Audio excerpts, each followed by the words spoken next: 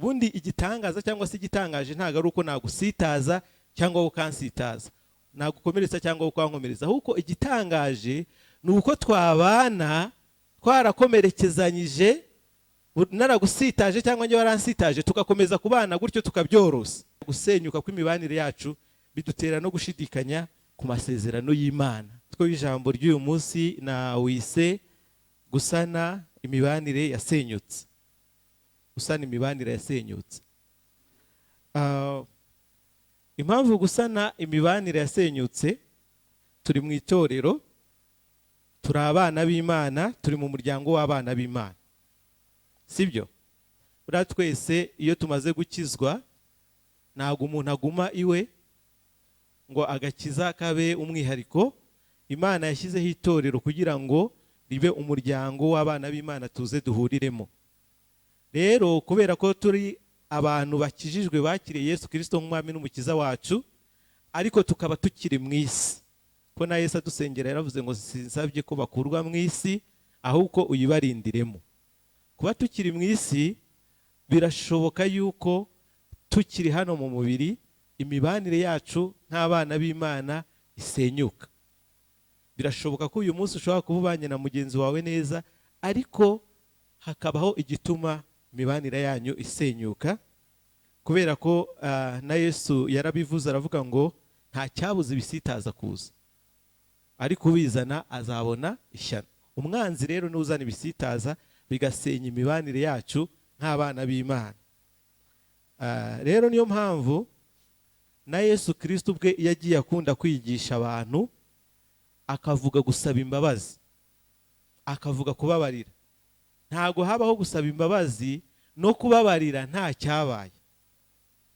Impamvu umuntu akeneye imbabazi, impamvu dukeneye kubabarira, ni uko twari tubanye neza nta kibazo dufitanye, igihe kikagera hakazamo ikintu ukampemukira cyangwa nkaguhemukira, ukansitaza cyangwa nkagusitaza.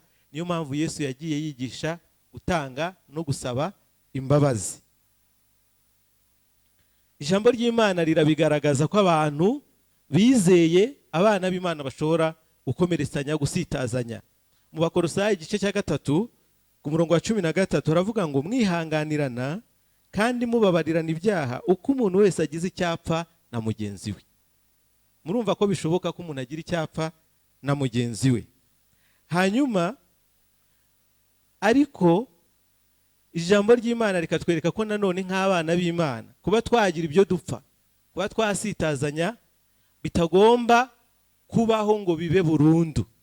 Ubundi igitangaza cyangwa se igitangaje ntago ari uko nagusitaza cyangwa ukansitaza, nagukomeretsa cyangwa ukankomeretsa, ahubwo igitangaje ni uko twabana twarakomerekezanyije, naragusitaje cyangwa njye waransitaje, tugakomeza kubana gutyo tukabyorosa. Ariko ntabwo ari ko ijambo ry'Imana ribivuga. Ijambo ry'Imana mu Befeso ibice 4 ku murongo wa 26 turavuga ngo nimurakara ntimugakora icyaha, izuba ntirikaringe mukirakaye. Niko ijambo ry'Imana rivuga. Mugenzi wawe nakurakaza, undi akakurakaza, ntuzatume izuba rirenga ukirakaye. Nuvuga ngo tugomba gukora uko ushoboye kose, igihe cyose umuntu agize icyapfa na mugenzi we, ya mibanire y'abana b'Imana igasenyuka, tugakora uko dushoboye kose tukihutira kuyisana. Imana ntabwo ishaka ko tuyiramya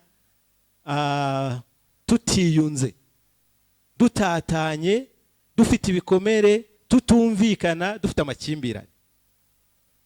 Ku Mana cyangwa se kuri Kristo ari we nyiri itorero, kwiyunga birihutirwa kurusha kuramya Imana. Sibyo? Bura ikintu kibanza, hari ikintu kibanza hakaba n'igiheruka. Rero kuri Yesu Kristo kwiyunga na bagenzi bacu nibyo bibanza, niyo priority mbere yo kuza kuramya Imana. Igikorwa cyose dukora tugamije kunezeza Imana bari ukuramya Imana. Kujya mu masengesho gusenga, kujya gufasha abantu, kuza kuririmba hano, kuza mu materaniro, ibyo byose ni ibikorwa byo kuramya Imana. Ariko ntabwo ari cyo kibanza mbere yo kwiyunga na bagenzi bacu. Niyo mpamvu Yesu muri cya gice badusomeye muri Matayo 5:23 kugeza 24 yavuze ngo nujyana ituro ryawe ku gicaniro ukibuka mwene so ko afite icyo mupfa, usiga ituro ryawe imbere y'igicaniro, ubanze ugende wikiranure na mwene so, uhere ko ugaruke utange ituro ryawe. Murabyumva barokore bene data? Nuza gusenga, nujya muri korali, nujya mu masengesho y'iminsi umwe cyangwa itatu cyangwa ingahe, nujya gukora igikorwa cy'urukundo ugiye kuramya Imana, cyo nicyo gitambo. Ariko ukibuka yuko hari icyo upfa na mugenzi wawe, ubanze uhere ku kwitunganya na mugenzi wawe. Iryo ni ijambo ry'Imana. Ni ukuvuga ngo kwitunganya, gusana imibanire yasenyutse birihutirwa kurusha kuramya Imana. Nacyo ubwacyo ni igikorwa cyo kuramya Imana, nicyo duheraho turamya Imana. Haleluya! Igikorwa duheraho turamya Imana ni ukwitunganya na bagenzi bacu. Impamvu ni uko amakimbirane mu mitima yacu atwambura umudendezo wo kuramya Imana. Amakimbirane atwambura umudendezo wo kuramya Imana. Tekereza uri kuririmba uhagararanye na mugenzi wawe mufitanye icyo mupfa mu mutima. Ntabwo ubohoka ngo wumve ko uri kuririmba ijwi ryawe rikagera ku Mana. Tekereza winjiye mu cyumba cy'amasengesho ukabonamo umuntu mufitanye ikibazo, mufitanye amakimbirane. Uwo munsi usa naho gupfiriye ubusa, uko ujya kuzamura ijwi ngo usenge ukumva wa muntu araza mu mutima. Ikintu cyose ugiye gukora ukumva ntago bohotse, kubera yuko hari imibanire yasenyutse hagati yawe na mugenzi wawe itarigeze isanwa. Niyo mpamvu Kristo yari abizi neza ko tudashobora kumuramya tubohotse, tugifite ibyo dupfa na bagenzi bacu. Aravuga ngo tubanze twitunganye mbere yuko tujya gutanga ituro ryacu. Ikindi, amakimbirane mu mitima yacu atera ikintu cy'urwikekwe. Umuntu agahora yumva ko abantu babizi bari kumureba.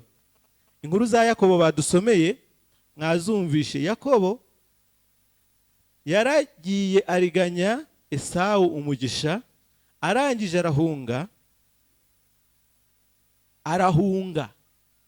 Ni ukuvuga ngo ntago yari agifite umudendezo wo kubana n'umuvandimwe we, arahunga.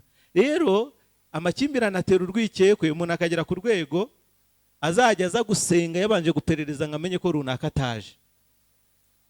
Uzajya ujya muri korali wabanje kumenya nimba runaka yasibye. Ukaba ushobora kwinjira mu cyumba cy'amasengesho wasanga runaka, ugahita ugenda nk'umuntu wari ufite akazi kihutirwa. Ikintu cy'urwikekwe rero kitwambura, kandi ibyo ngibyo ntabwo bivuze ngo ni wowe wakoze icyaha cyangwa ni wowe wamuhemukiye. Hoya, nawe ubwe ashobora kuba ari waguhemukiye mukagirana amakimbirane, ariko ntubohokere kuramya Imana muri kumwe, bigatera ikintu cy'urwikekwe. Mwajya guhura ukanyura iyindi nzira, ugasanga byakubereye umutwaro ugendana. Ikindi, ingaruka z'amakimbirane cyangwa se amakimbirane mu mitima yacu ntabwo asaza kubera ko hashize igihe kirekire. Ndimo soma kino gice bibyanditswe mu Itangiriro mu gice cya 32 na 33 badusomeye. Nasanze Yakobo yarahunze, ahunga ari umusore, aragenda amara imyaka igera kuri 20 kwa nyirarume Labani, abanza kubayo nk'umukozi ukora, ageraho amuha abakobwa be babiri Rasheli na Leya, abyara abana, abo yabyaye abana 12. Aza gutekereza kugaruka, aragaruka nyuma y'iyo myaka 20, ariko ageze mu nzira atangira gutekereza ati Esawu aranyica. Murumva ko bitashaje nubwo yari amaze imyaka 20, ntabwo byashaje. Noneho ikindi bimutera gutangira gushidikanya ku masezerano y'Imana. Imana yari aramubwiye ngo nzakugirira neza. Niho yageze mu nzira aravuga ati Esawu aranyica. Arabanza yohereza intumwa ati mugende mubanze mumumbwirire konje mu munsi 2 imbabazi. Urumva ntago byashaje. Birashoboka ko akiri kwa Labani atanabitekerezaga buri munsi, ariko akibona umwanya wo gusubira mu rugo ahita avuga ati nahemukiye mu muvandimwe wanjye. Birongera biragaruka, atangira kugenda ashidikanya no ku masezerano y'Imana, sengesha ati Imana ntiwambwiye kuzangirira neza? Kandi Imana n'ubundi itarigeze yivuguruza, itageze inamubwira ko yabikuyeho, ariko atangira gushidikanya. Nta n'ikibazo afite, atazi neza ko na Esawu agifite inzika, ntabyo yarazi, ariko bimutera gushidikanya ku masezerano y'Imana. Rero iyo tutiyunze na bagenzi bacu kubera amakimbirane yabaye, kubera gusenyuka kw'imibanire yacu, bidutera no gushidikanya ku masezerano y'Imana, bikatwambura umudendezo. Sawu yatangiye kugenda yigura, uvuga ati mugende mujye imbere, izi ntama n'ibindi mumubwire ko ari ibyo namuhaye, ibintu nk'ibyo ngibyo. Urumva nta mutekano afite. Rero amakimbirane mu mitima yacu atubuza umudendezo wo kuramya Imana.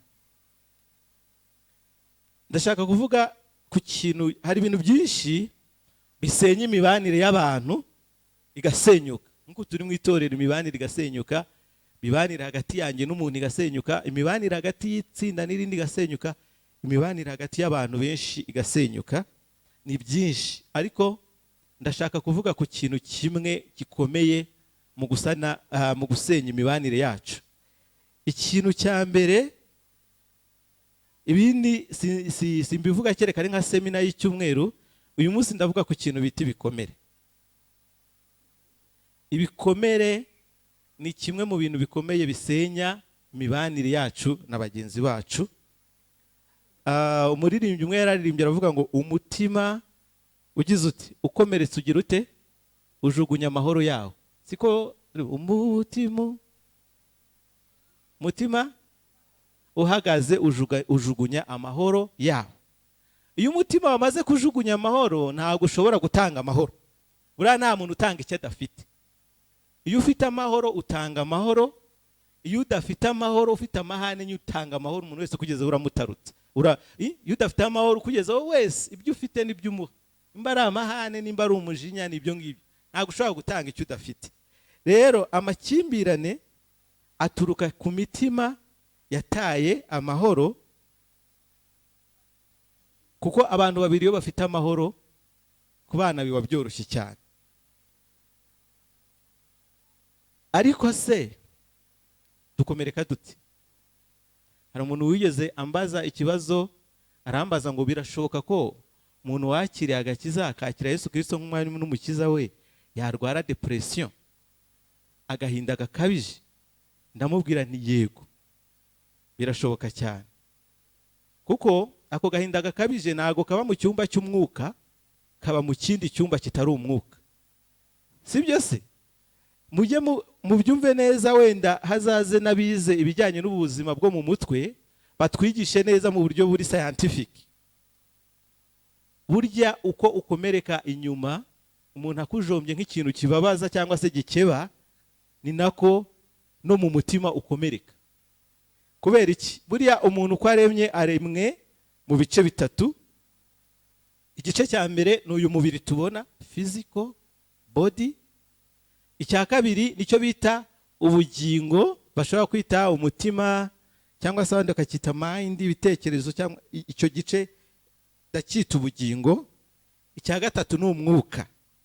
Ibyo ngibyo tubisanga mu ijambo ry'Imana, naryo rirabivuga mu Batesalonike ba mbere igice cya 5 ku murongo wa 23, haravuga ngo Imana y'amahoro ibeze rwose, kandi mwebwe ubwanyu n'umwuka wanyu n'ubugingo n'umubiri byose birarindwe bitazabaho umugayo ubwo umwami wacu Yesu azaza.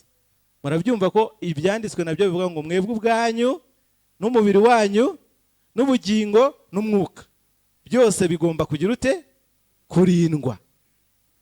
Buriya rero turinda umubiri, ariko igice cy'ubugingo kukirinda bikunda kugorana. Icyo gice cy'ubugingo cyangwa se umutima kibamo icyumba kibamo amarangamutima, space ijyamo amarangamutima yacu.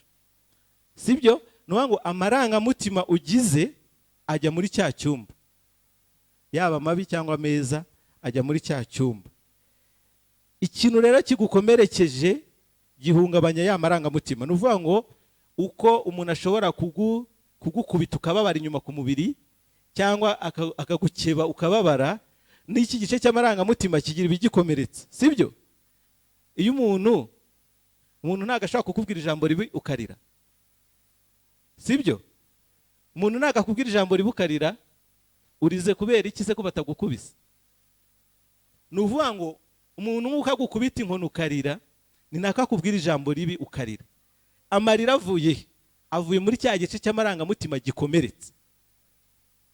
Rero nacyo kirakomereka, ndetse iki gice cy'amarangamutima gishobora no gupfa. Hari umuntu amarangamutima ye apfa burundu ku buryo nta kintu kimubabaza, nta n'ikimushimisha. Ni ukuvuga ngo cya gice cy'amarangamutima hari ibintu biba byaragiye bipfamo, hari utuntu tuba twarapfuye, kandi hari udushobora gupfa ntitugaruke, bigakora no ku bwonko ku buryo usanga nk'umuntu yarangiritse ku bwonko ku buryo niyo wamuvura atazongera kwishima ukundi. Bibaho.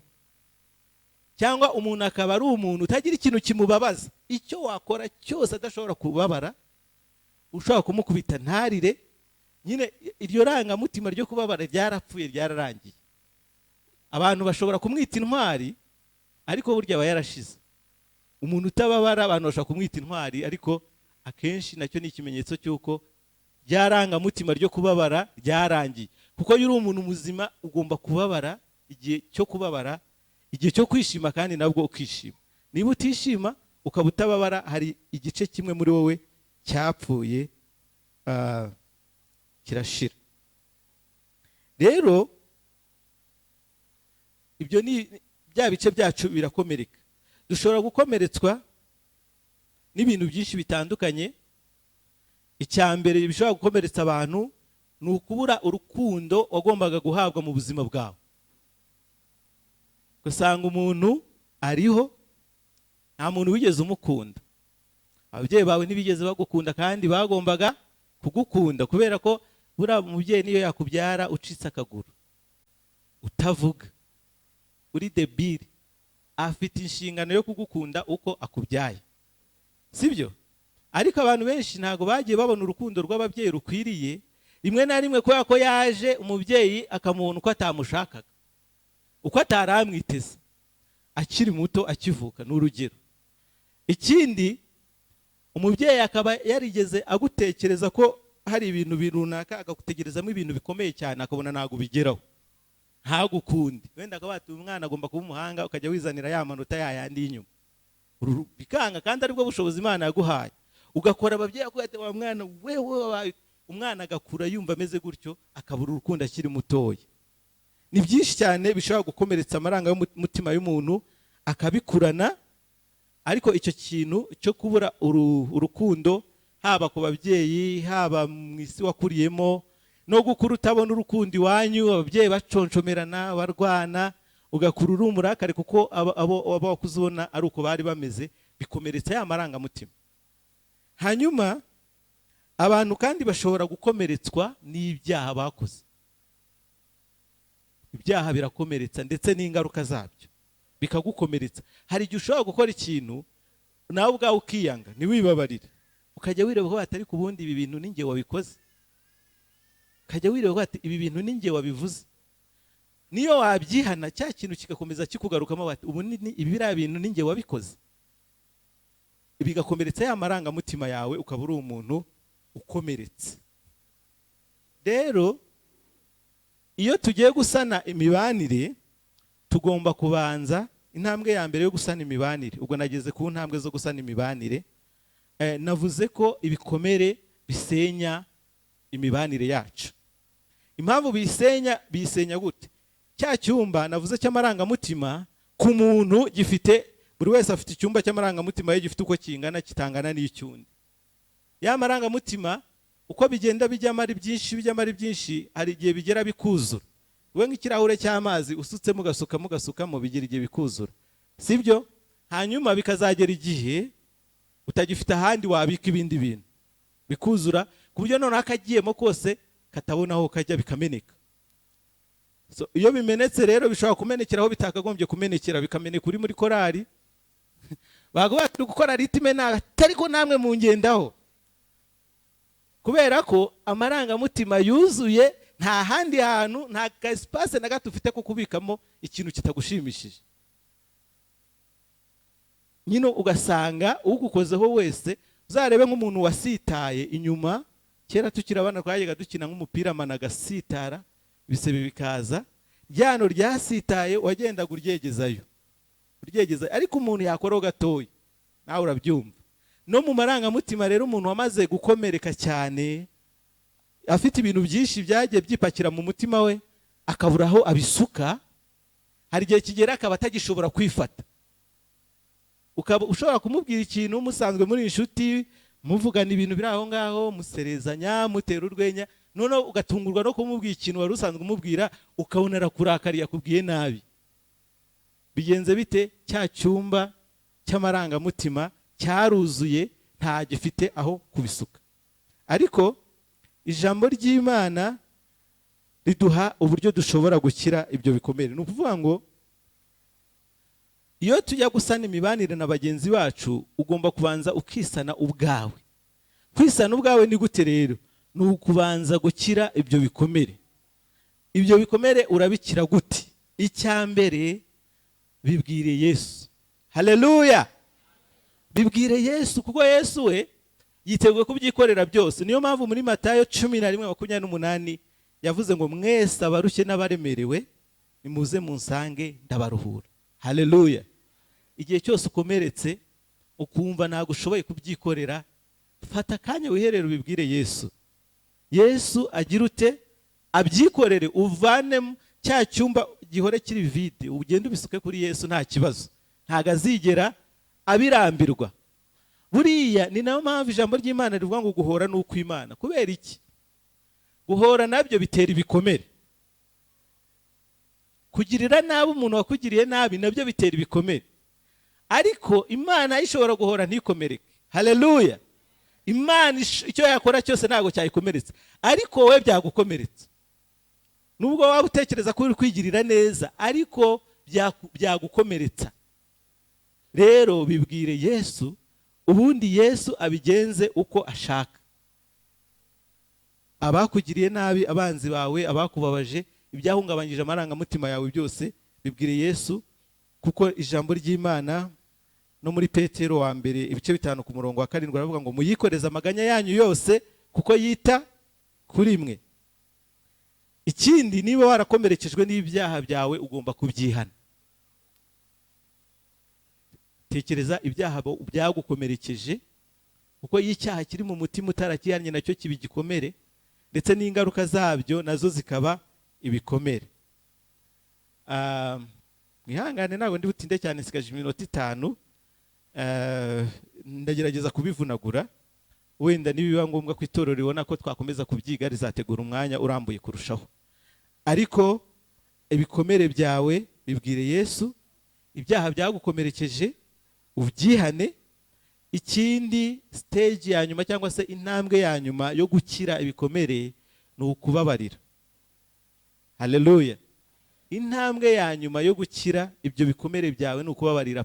Ntabwo ushobora gukira ibikomere utari wababarira, kubera ko iyo utari wababarira umuntu wakugiriye nabi cyangwa se mwagiranye ikibazo, uba umeze nkaho akuziritse umugendana, ukaryama mukaba muri kumwe, wasenga akaba hari, ukumva arakuboshye.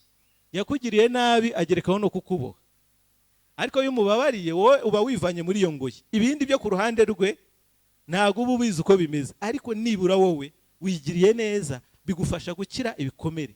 Intambwe ya nyuma isoza gukira ibikomere ni ukubabarira. Haleluya! Kubabarira ni byiza, ni na ngombwa, kubera ko twese dukeneye imbabazi. Buriya nta muntu n'umwe udakeneye imbabazi, sibyo? Hari umuntu hano udakeneye imbabazi ngo ashyire hejuru. Niyo mpamvu Yesu yavuze ngo mubabarire kugira ngo namwe mubabarirwe, kubera ko utababarira nawe ntazababarirwa. Ariko mutekereze Yesu agiye atubabarira nk'uko natwe tubabarira, byagenda biti? Mutekereze, buri wese abishyire, abitekereze mu bwenge bwe, atekereze Yesu atubabariye nk'uko tubabarira, byagenda biti? Byadusaba kubabarira cyane birenzeho, kuko natwe buri munsi duhora dukeneye imbabazi. Rero ntushobora gukira ibikomere utarababarira. Kwisana ubwawe, ukabanza ugakira ibikomere, none ugatera intambwe ya kabiri yo gusana, yo kwiyunga na mugenzi wawe. Mu itorero kwiyunga ni ngombwa cyane, kuko turahorana, dukorana umurimo w'Imana, dufatanya kuramya Imana. ntabwo uzagira itorero ryawe wenyine nk'umuntu umwe, ntibishoboka. Umuryango w'abana b'Imana rero uko byagenda kose, niba dushobora gukomeretsanya kugira ngo dufatanye kuramya Imana, nuko tugomba gukora uko dushoboye kose igihe cyose umuntu agize icyapfa na mugenzi we akiyunga. Reka mbabwire mu minota mike yansigaranye, ndaba mbirangije mu minota 3, nuko mutazanye udukaramu ngo mwandike, ariko nshobora kubibaha ku rubuga rw'itorero mukabisoma. Ariko hari intambwe zigera kuri 7 utera kugira ngo wiyunge na mugenzi wawe. Intambwe ya mbere ni ukubanza kuvugana n'Imana mbere yo kuvugana n'uwo mwagiranye ikibazo. Izi ntambwe abakunda gusoma muzabisome mu gitabo cya Rick Warren mu buzima bufite intego, muri chapitre ya 2 ivuga ibintu bijyanye n'umuryango w'abana b'Imana. Intambwe ya mbere ni ukubanza kuvugana n'Imana mbere yo kujya kuvugana n'uwo mwagiranye ikibazo. Banza ufata akanya wiherere, uvugane n'Imana, uyereke kugira ngo Imana igufashe nibura wowe ibanze igukuremo uburakari n'umujinya ufite n'ibyagukomerekeje, none unayisenge kugira ngo yururutse mugenzi wawe nawe aze kumva bya bindi. Haleluya! Mwabonye ukuntu Yakobo byagenze, kwa ko Yakobo yarasenze, yibutse Imana amasezerano, aravuga ati se mwene data ntari bunyice, arasenga. Ariko yatunguwe nuko yahageze abona ngo Esawu araje, aramusuhuje, bararamukanya, ngo bahuza amajosi, barangije bararira. Haleluya! Kubera ko yabanje kuvugana n'Imana, Imana iramwururutsa we, arangije Imana iragenda yururutsa n'umutima wa Esawu bahura. Imana yamaze gukora akazi mu mitima yabo. Kubanza kuvugana n'Imana mbere yo kuvugana na mugenzi wawe. Intambwe ya 2, buri gihe ujye uharanira kuba ari wowe utera intambwe ya mbere. Ntukarebe ngo si njyewe wabizanye, ahubwo gerageza wowe nimba wamaze kubona ko bikubuza umudendezo wo kuramya Imana, uri kumwe na wa mugenzi wawe mufitanye amakimbirane, haranira kuba ari wowe utera intambwe ya mbere. Intambwe ya 3 ni ukwifatanya n'amarangamutima ya mugenzi wawe. Kubera ko ushobora we kuba wamaze kubohoka, ariko wowe ukajya kuganira nawe agifite uburakari cyangwa se atari yabyumva. Ugomba gukora uko ushoboye kose ukifatanya n'ayo marangamutima ye, ukumva ko ari amarangamutima akwiriye y'ukuri. Ntiwumve ko kuba ari kukubwira nabi yagusuka ubyakire. Ukoresha amatwi cyane kurusha uko ukoresha umunwa. Koresha amatwi wumve cyane, utega amatwi cyane kurusha uko ukoresha umunwa. Intambwe ya 4 ni ukwatura uruhare wagize muri ayo makimbirane. Wigenda wigize umwere, wumva uri nta makemwa, banza wumva uruhare rwawe kandi nugerayo urwature. Intambwe ya 4 ya 5 ushyira imbere gukemura ikibazo, guhangana n'ikibazo kurusha guhangana n'umuntu. Haleluya! Uhangane n'ikibazo aho guhangana n'umuntu. Donc nturebe mugenzi wawe nk'aho ari we kibazo, aho urebe ko ikibazo ari ikintu kiri mu mutima wawe kikubaho kigatuma udashobora kuramya Imana uri kumwe na mugenzi wawe. Icyo ngicyo aba ari cyo uhangana nacyo gikemuke kurusha guhangana na mugenzi wawe. Noneho intambwe ya 6 gerageza kugira icyo wigomwa. Gerageza ubwiyunge, ntabwo bushobora kubaho nta kintu umuntu yigomwa. Haleluya! Niba uri mukuru ukaba ugomba kwiyunga n'umwana, icyubahiro cy'ubukuru uragishyira hasi mwiyunge. Niba uri umuyobozi ukaba ugomba kwiyunga n'umukozi wawe, icyubahiro uragishyira hasi. Mwabonye ko Yakobo yabanje kujya ashyira imbere imikumbi ngo nimugera kuri Esawu mumubwire ko ari amaturo muzaniye. Yari yabanje gutamba ibyo bitambo byose nubwo Esawu atabishakaga. Haleluya! Ariko biragusaba kugira ikintu ureka, rimwe na rimwe biranagusaba no kwemera kugira ibyo uhomba, kuko muri ayo makimbirane hashobora kuba hari n'ibyawe byangiritse. Ariko ibyo byangiritse ntago bikomeye kurusha kubura umudendezo wo kuramya Imana uri kumwe na mugenzi wawe. Intambwe ya nyuma irajya gusa n'iya 5, ni ugushyira ubwiyunge imbere kuruta ibindi byose. Niyo ya nyuma. Rero mu gusoza, iyo muza kuba mwazanye udupapuro mwari kubyandikaho mukaza kubitekerezaho, ariko mushobora kubyandika cyangwa se mukabifata mu mutwe. Icya mbere ni ugutekereza ibintu biremerereye umutima wawe, biremerereye amarangamutima yawe, kandi ntiwihagarareho. Wumve ni igiki kiremerereye amarangamutima yanjye kitari cyavamo, ubyandika ahantu ubitekerezeho, nurangiza ubishyire Yesu. Haleluya! Nurangiza ubishyire Yesu.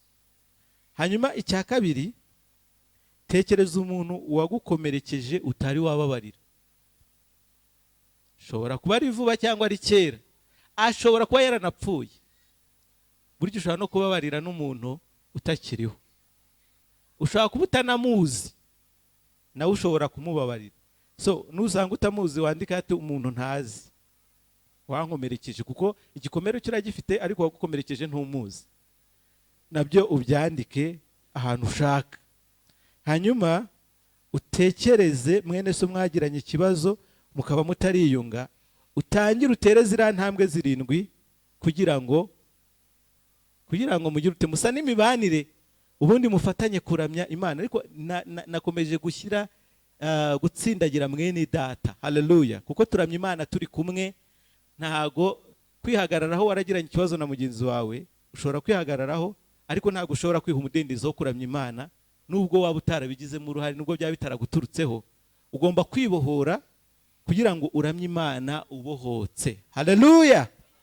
Imana ishimwe cyane. Ndashoje. Ariko umuntu wese wanditse ku gapapuro, wabyanditse muri telefone, ibikuremerereye ubibwire Yesu. Uwaguhemukiye utarababarira, utangire utere intambwe zo kumubabarira. Umubabarire, ushaka no kumubabarira ukiri hano. Ntabwo bisaba kujya kumureba kumubabarira, bisaba guhita umubabarira. Hanyuma utangire utekereze, utegure gahunda yo kwiyunga na mugenzi wawe, ukubuza umudendezo wo kuramya Imana. Bibwire Yesu.